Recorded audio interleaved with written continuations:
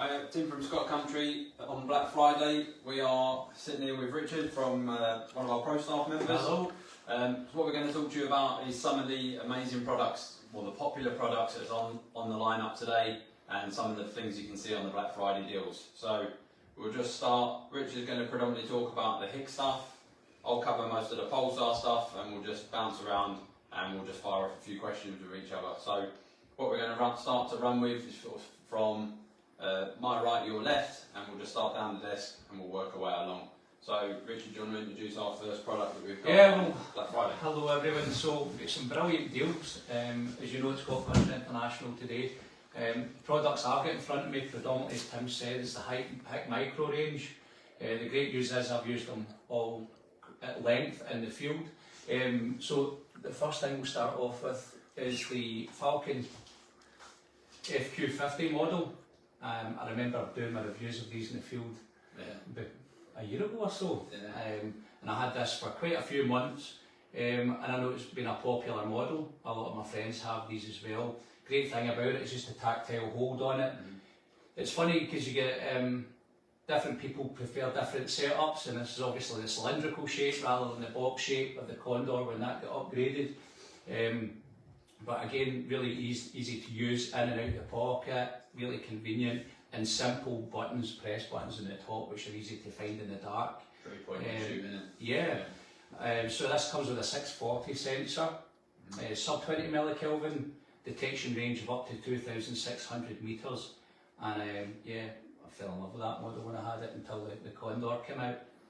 Yeah, I think the big thing between the sort of the Condor and then, or when the Condor sort of come on there, a lot of people were saying about overreach on the buttons when it's like, it could have just done with a hand strap, couldn't it? If it's a little bit like something just to rest the back of your hand on, because your fingers would kind of go over the top of the buttons. I genuinely think it's what you get used to. Yeah. You know, it's a wee bit like rifles. People get used to one rifle and they don't want to move from it. You know, because some people prefer the Telos again when you're looking at the Pulsar range, because they like that, they get used to the cylinder shape and they don't move from it. It's muscle memory with the buttons. Yeah, I must prefer, probably a bit early to jump on, but onto the Condor I prefer that shape. Yeah. As you say, for the reach, finger reach on it, just seems that thumb groove. Yeah, it just alleviates that, doesn't it? Yeah. More secure in the palm. So yeah, no. The Falcon today on a Black Friday sale price is $1,699.99, which is incredible for a spotter of that quality. And for that performance, again, like I said there, it's a 640 512 sub 20. Yeah. That's the same sensor pretty much that's in the Condor. It is. What's the big difference you're going to jump from the Falcon to the Condor? Is it worth putting extra money into the Condor and get the same performance, or whatever? Well, our sale price in the Condor is $1,869.99, so for a couple of £100 more, you can actually get your hands on this now. It's a bit tight, I've not opened this up, if you pardon the pun, but yeah, this is the model I'm using at the moment still. I don't want to give it back. Yeah. I just absolutely love it. So what does this have that the old Falcon doesn't have? Well, straight away, CQ50L, L stands for laser rangefinder. Yeah. So that goes up to 1,000 metres. Again, a 2,600 metre detection range, sub 20 millikelvin. Yeah. And picture quality is brilliant. And of course, this came with already on it Image Pro and Zoom Pro technology. So that built-in artificial intelligence that meant when you zoomed in and went beyond 3 mag, up to 6 mag, 9 mag, that you would see the picture refining at the edges, moving it off, and got some beautiful. You know, I'm a bit of a stickler for detail, and I get some. I couldn't believe that the first. I remember filming roe deer on my mate's farm, and the picture quality on it was just absolutely brilliant. Yeah, again, comes 18650 batteries in it, 5-6 hours run time at the moment, depending on temperature. And obviously, the more you use a laser rangefinder, the greater battery life as well. Like it's like all the bells and whistles, isn't it? Yeah, absolutely. But I take a couple of batteries with me, and I've never been. Of course, we had to have the update that came out to get the technology speaking to itself correctly. But once that was done, I've never in a stock or an evening's foxing needed more than 2 batteries on it. Yeah, but absolutely adore the Condor. Brilliant unit.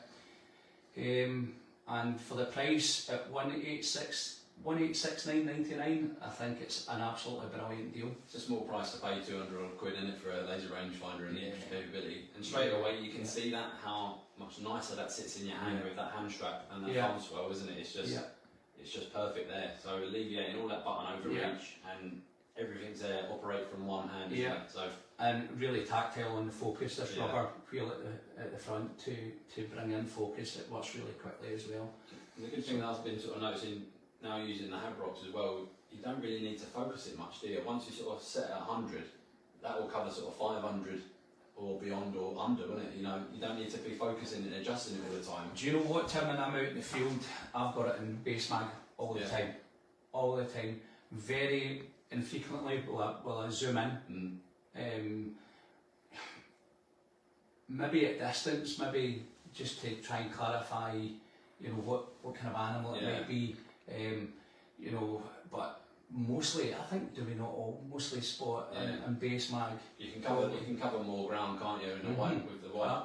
Even though field of view. Even though 50mm focal length, you zoomed in a lot more, you can still cover a lot more ground on a single sweep, can't you, on base mag, than being like drinking straw down on a higher base mag. So base mag and I spot on white hot. Yeah. I know everyone's got a preference mainly between probably black hot and white hot, but what I did find that I used on this for the first time was the red hot function, especially stalking during the summer when there's a lot of heat, and you get a lot of rocks holding heat. But what it would do if it was presenting a deer in the picture was it would really, the red hot would stick out and show the profile of the deer, and that's when I would use red hot to distinguish, especially in the hotter temperatures. That's why I'm kind of becoming a fan of the Fusion now. That's you can really cover a lot of ground and see straight away if there's a heat signature there, then you can get that covered.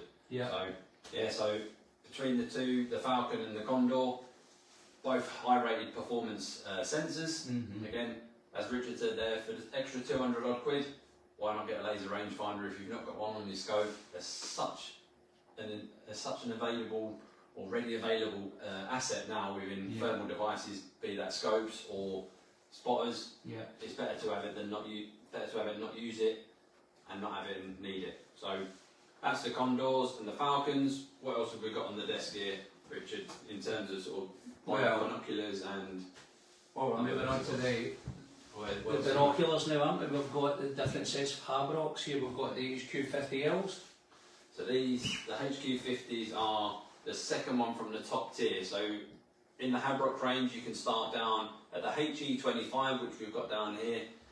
These are a 35mm focal length. Then you can move up to the HH, which is a 384 sensor. You can go up to the HQ, which is a 640 sensor, all in the 35mm focal length. And then you've got the new ones, the Habrox HQ50 Pros and the HX60s, which is the 1280 HD sensor. So the good thing with the Habrox is, what's good about the Habrox over the Condor? Why would you go with binoculars over one eye? This has everything all singing, all dancing, doesn't it, Tim? So not only do you have your thermal spotter, you also have digital day mode on it, which is just like looking through a pair of binoculars effectively.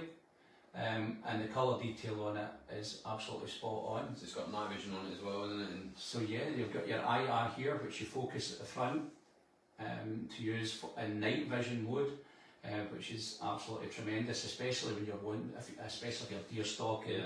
I know a lot of guys have night licenses. We sell a lot to that part of the industry, and that just gives the finer detail, male, female distinguishing. So you've got day mode, you've got your thermal, you've got your night vision, and you've also got laser rangefinder on that as well. So this is all in one, really. I love the fact that it adjusts the size of your eyes as well, the breadth across your eyes to bring in to make it comfortable. Completely independent. Absolutely. Diopter adjustment, isn't it? So if you've got one eye stronger than the other, you can swap them out and everything like that. So lots of bells and whistles, and also for your eyes at night, binoculars can quite often be favoured over a monocular. Stop that burn. Stop that burn. You know, at night you want to be able to see where you're walking, especially when a lot of these guys are in forestry and stuff. It just means you're not getting that glare on one eye, the same way when it's distributed across both, it's more even and more gentle on your eye. Another cool little feature in the Habrok range, again, as soon as you take them down, just referring back to lighting your face up, as soon as you put them down, they go into auto standby, so that is a really cool feature. On the IR as well, that's a removable pill on the front of the Habrok Pro, so you can put that to an 840 or 940 depending what you want. The battery pack's been upgraded as well, so instead of an 18650 now singular, you used to get in the 35mm lengths, you now get a battery pack that goes in the side, and they seem to recharge themselves. You just can't use the battery on it. I've used mine for a week and it just keeps recharging itself. Like I said there, all the bells and whistles, you can GPS tag, you've got gyroscopes, and you name it, you've got it in there. What's a good thing about the sensor on that one opposed to sort of the Condor and the Falcon, where we moved up to a bit more, we've jumped down into sub 15 now, aren't we? So 15 millikelvin. Where does it end, and it keeps going on, and it's like pushing the envelope all the time, aren't they? It's just, they're so good. So yes. And as you say, there's all different models of Habrok throughout the range. Starting at the base model, the 4K model. It really does cater for everyone, doesn't it? Yeah, and we're doing a deal on that today on the Habrok, aren't we? As you mentioned there, so the HE25, be it only a 256 thermal sensor, it's still giving you that 4K day channel, so the same as the other Habroks.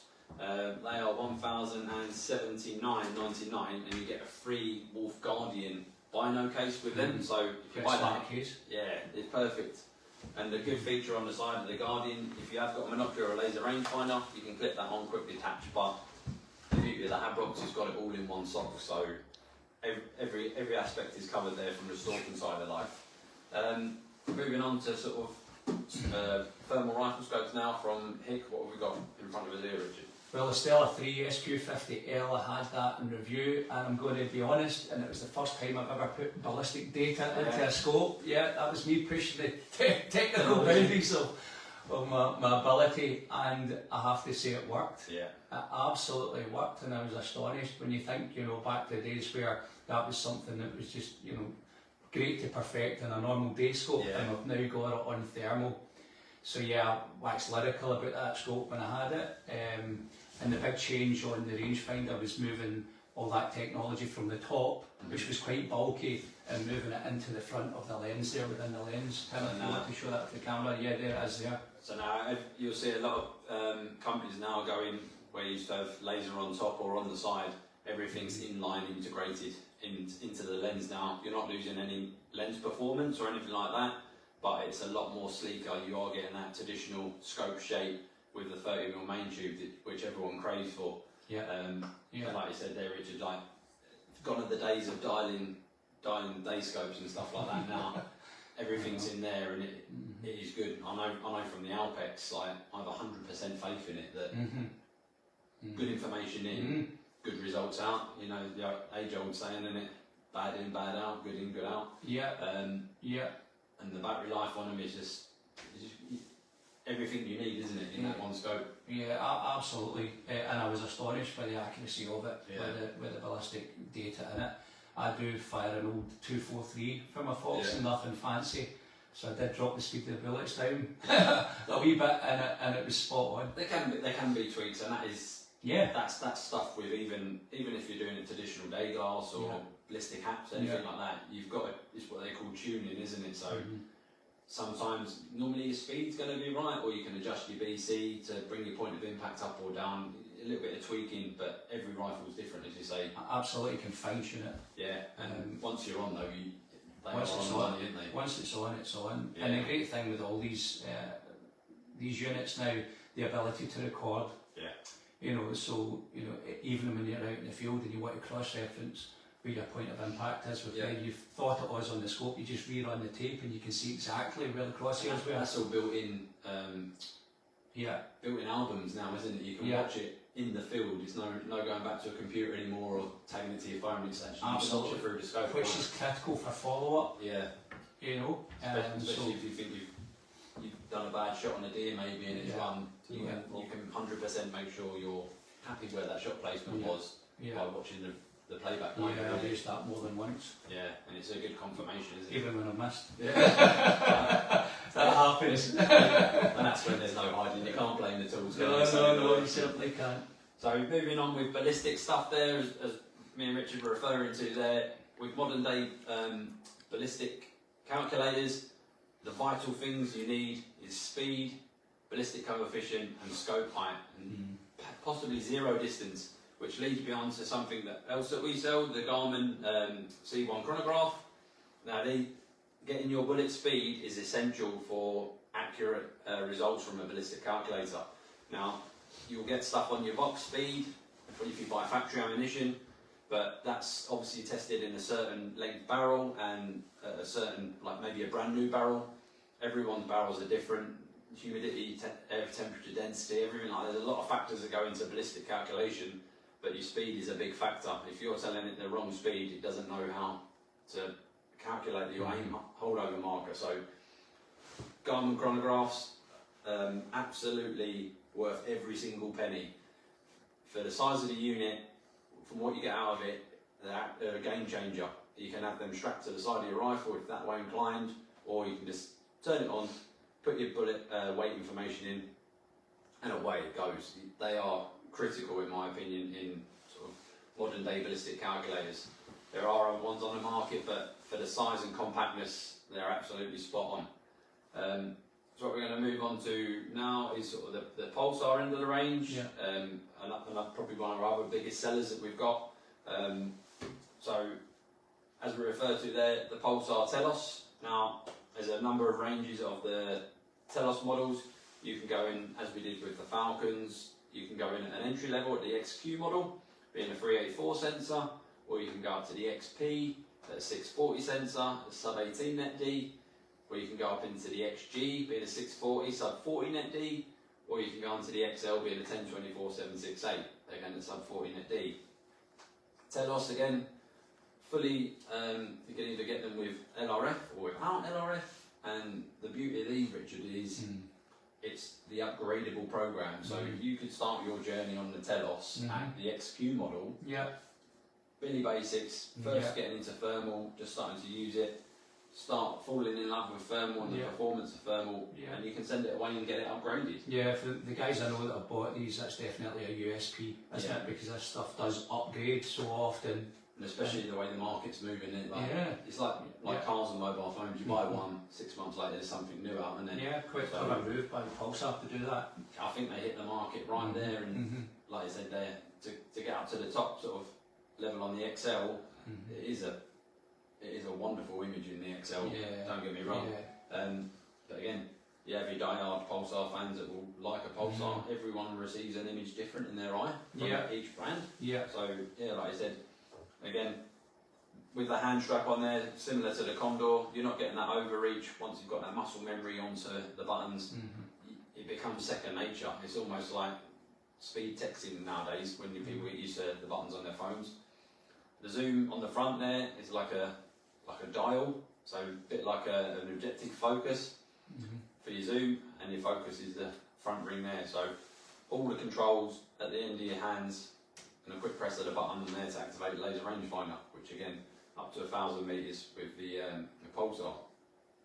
Nice thing about the Pulsar LRFs, when you see the splash of an LRF from other brands, they're a bit of a bar. Pulsars are quite a small, tight circle, so there is no room for inaccuracy or anything like that, because it's a really tight beam, which is really nicely focused into that. But yeah, as we said there, the Telos jumping up through the upgradable program. Now, this is just launched in the UK to upgrade the upgrade program. So like I said, you can start at the XQ non-LRF, send it away, get an LRF put on, get the sensor uprated. So you can start your journey at one side, come out with an XL at the other side. So, and they are a really nice image in the Telos, aren't they? And it really makes sense, that upgradability. When probably like most of us start off in thermal, we start with one of the less expensive units, and as we gain confidence and knowledge, we start spending a bit more, don't you? So Pulsar got that covered, and I think just with all the Pulsar stuff, it just feels quality, doesn't it? It's nice. It's nice in your hand, isn't it?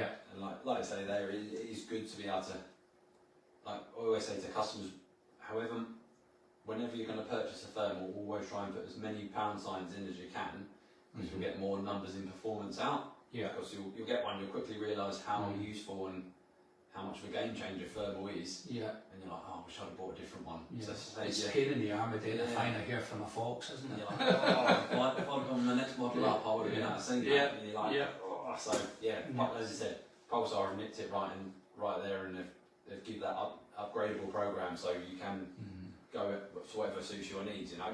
Yeah. And each one has got its little perks, you know what I mean. So the XQ's being a closer range performance, but it will give you that foxing performance, whereas the XG higher base mag gives you the ability to zoom in a lot more. As with the XL, the XP it's a lot more sensitive. So them colder, moister nights, which everywhere is in the UK, there's never a summer night in the UK, is there? That's where the XP comes into its own with the sub 18 net. Other things again, as all brands, everyone offers a binocular configuration. So the very newest from Pulsar, as everyone was familiar with the old Accolade model, the big old box, they quickly adapted that and changed that to the binocular configuration, which was known as the Merger. And they, proof in the name, they merged that with a laser rangefinder.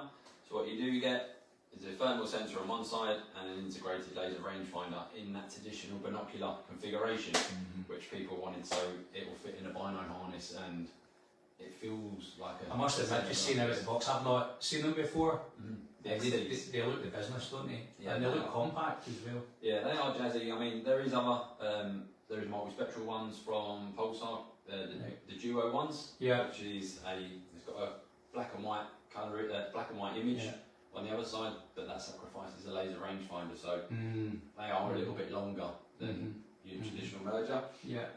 I had them on review for a while. They have an additional IR that goes on the bottom, so sort of covering the bases. It's the nice thing with them. There's a × 3 base mag still on that sensor, so it's good quality of that picture. Good performance, you know what I mean? But they're a bit bigger and a bit weightier. And again, it's nice to have that Duo with the old switcheroo button. You could have picture in picture on both. So that glorious Pulsar image that you get all the time with the colour black and white image. It's just even... it's a really great feature. Again, you can cover all bases with the Merger range. You can have the XQ, you can start with the XP, so you're jumping in the 384 sensor, the sub 25 net D, you've got the 640 sensor in the XPs at a 640 sub 25 net D, you've got the XLs at 1024 at sub 40, and you've got the XTs at 1024 or 1280 1024 sensor in these, giving you that HD image again. So as everyone else moves along, everyone keeps up. It's the race, isn't it? You know what I mean? Who's going to come out first with the biggest number sensor? But it's good. It's exciting. And that's the game, isn't it? It's the game. But again, every image from every brand is very different. You know what I mean?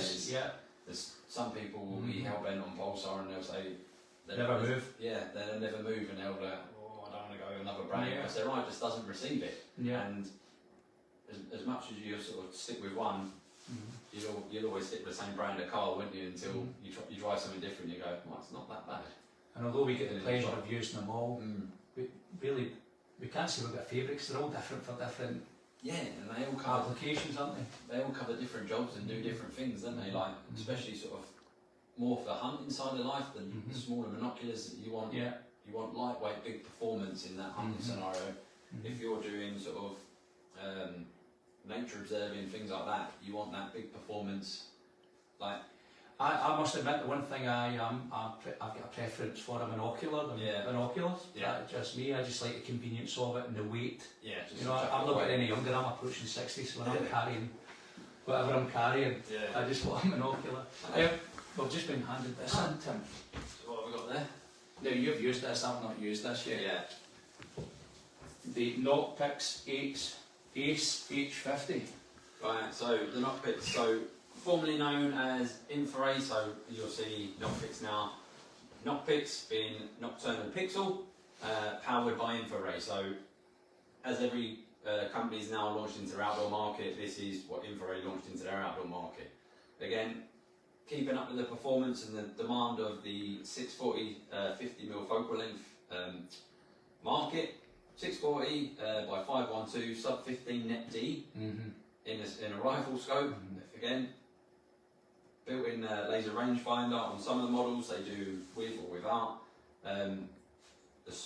The nice little feature of the knock picks, instead of having all your digital zoom on your top turret, it's got a ×1 to 3 at the back. So that's your first focal plane. Yeah. Zoom. So effectively, you can have the first focal plane reticles within, but instead of zooming in and getting a little bit of pixelization, if you just need to crank that a little bit just to get that accurate shot placement, you can do that without pixelization. So it's a manual zoom. That's appealing to a lot of guys that are used to using their normal day scopes. At that end. That's it. And at the ocular end. It's almost like second nature, you know, from a day scope. And as I say, like I tried this when they first come out, and these are a firm favourite of mine at the moment. Picture quality looks unreal. Unreal. Like I've used them all, and I've got to say at the moment it's probably my favourite 640 sensor on the market. Another amazing feature within the LRF version of this is normally where you lay something, you'll get the holdover marker come down.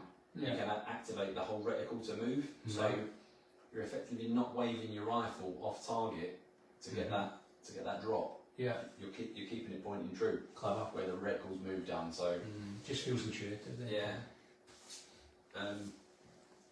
So again, like the knock picks, everything comes in. You get two 18650s, so everyone's powering now by 18650s. Is there an HD model coming soon as well? There will be a 1280 1024 sensor coming. That's known as the ACE H60S. Well done. S60R, sorry. Obviously the R denoting rangefinder. Then you get them the 35 and the 50 without the rangefinder as well. But again, like we said with the Falcon and the Condor, why would you not put the extra in to have that? Let it do the work for you, you know? Absolutely. So no, you do use it when it's there. And they say like the adjustable ocular there, and it's even got a built-in throw lever as well. So it's all covered. They've really thought about the front end usage, haven't they? It's such a nice scope to use. Simple, multiple profiles as they all do. But it's really nice. The handheld models as well, they do. So they're launching in with so the lower end of the market, the Lumi 19, the Lumi 35, and they're jumping in with something called the Vista, which is sort of a Condor equivalent. Again, 640-512 sub 15, and that's already got image stabilisation on it. So no more sort of shaky at distance. Which you get, especially when you zoom in. It stabilises it all for you, and it's got a built-in LRF. So it's basically the front of this with image stabilisation in it. So they're really, really nice. I'm brilliant. Really. Well, I'll just take that away with me. I'm really happy with that. I'll take that on the road and give it a go. So we tie all there, Tim? Yeah, I think that's it. So all of our stuff's available on our website on Black Friday prices as well. So that'll be running to the 9th of December. So if you are in the market for night vision, thermal, you're not sure whether you want to go for a spotter or a monocular or a rifle scope or binos, give us a call. We're happy to talk to you. Our lines are open. So brilliant. We'll just wrap that one up there, Richard. Thanks, Tim, and hopefully we'll speak to you all again soon. See you Cheers. later.